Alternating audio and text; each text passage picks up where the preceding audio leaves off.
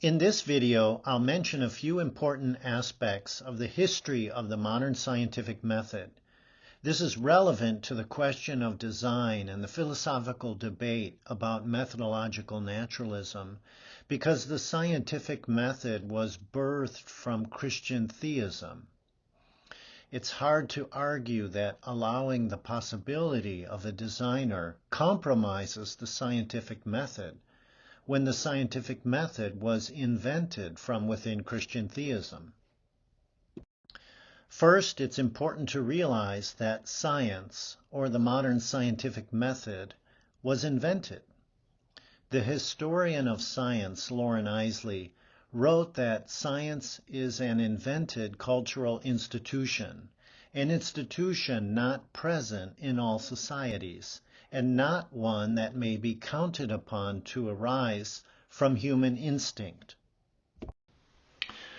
What is today called the modern scientific method arose at one place and one time in history, in the 16th and 17th centuries in Christianized Europe.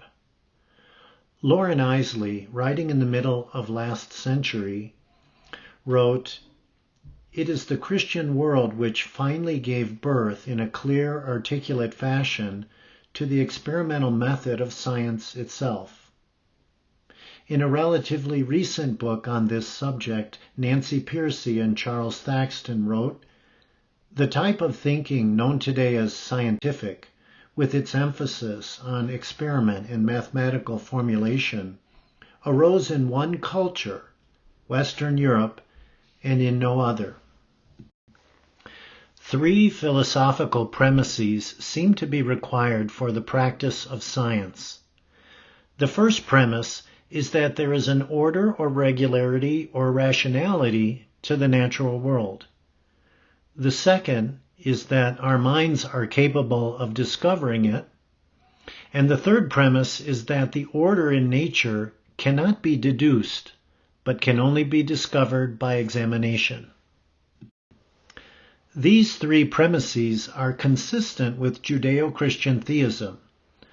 The rationality or order in the universe is consistent with the belief in one God or creator, as opposed to a belief in many gods.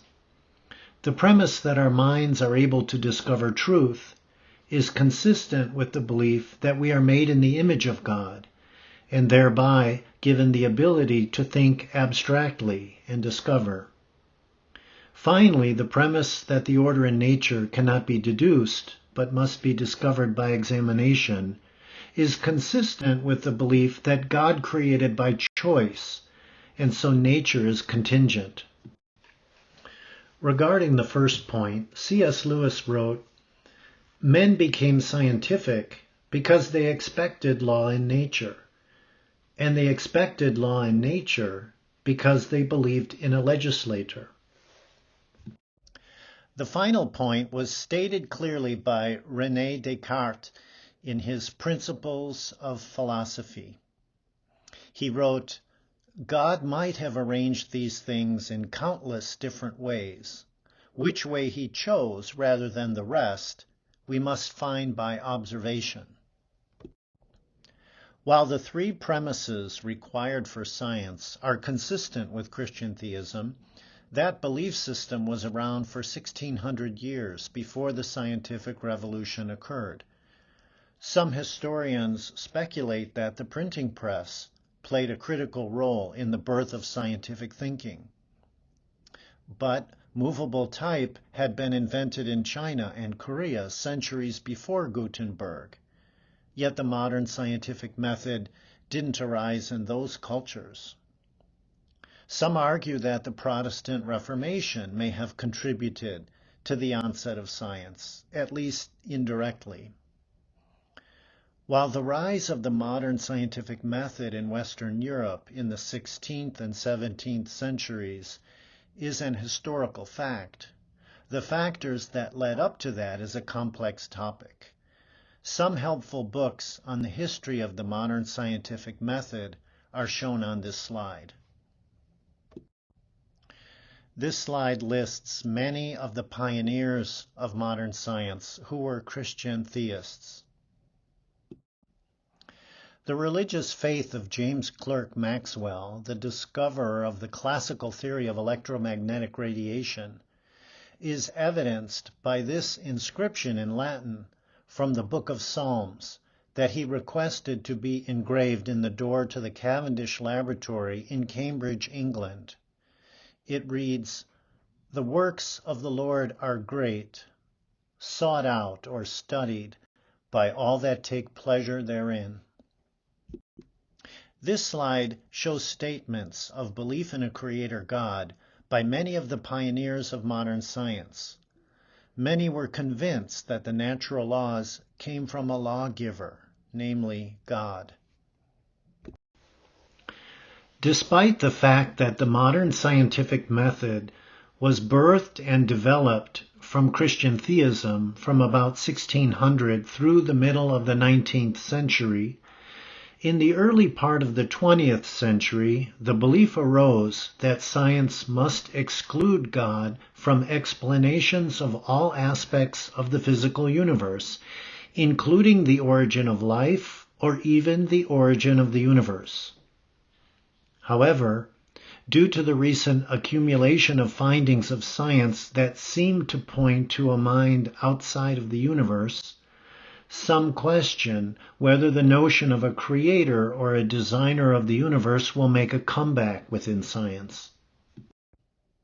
This argument is made in the recent book by Steve Meyer, director of the Discovery Institute's Center for Science and Culture, called The Return of the God Hypothesis.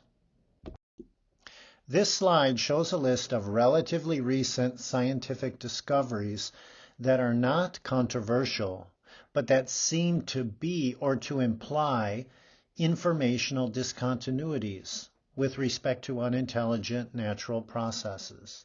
These include the expansion of the universe and the cosmic microwave background radiation, which together imply that the universe had a beginning, the fine-tuning in physics, the molecular codes of life, molecular machines, software or logic circuits in biological cells, the digital information processing system that's at the core of life, and the discovery of exoplanets, revealing the uniqueness of the Earth in terms of habitability. As science has advanced through this period of intense discovery, the number of apparent informational discontinuities has increased dramatically. With respect to informational discontinuities, it's important to recognize the difference between understanding how something works versus where it came from. Anyone can fully understand how a car works by studying chemistry, physics, and engineering. However, those same principles tell us absolutely nothing about where a car came from, because it came from the mind of the person who designed it. The informational discontinuity is with respect to the origin, not the operation of the car. The pioneers of the modern scientific method, such as those listed on this slide, were mostly concerned with discovering how the universe worked rather than the origins questions. This is a list of some of the most profound questions of origins today. While many of the pioneers of science believed that the laws of nature came from God, as shown by the quotes given earlier, during their lifetimes, science hadn't yet advanced to the point where most of these other questions could even be formulated. So one can only speculate on how the pioneers of modern science would have approached these questions. This diagram was discussed in the video on the philosophy of science. This philosophically open view is rejected by the Western scientific establishment based on the principle of methodological naturalism. Does the fact that the modern scientific method was invented from within Christian theism impact your opinion as to whether science can function or would be better served if both possibilities are allowed. What do you think the inventors of science would think about the charge that their theism compromises the very scientific method that they invented?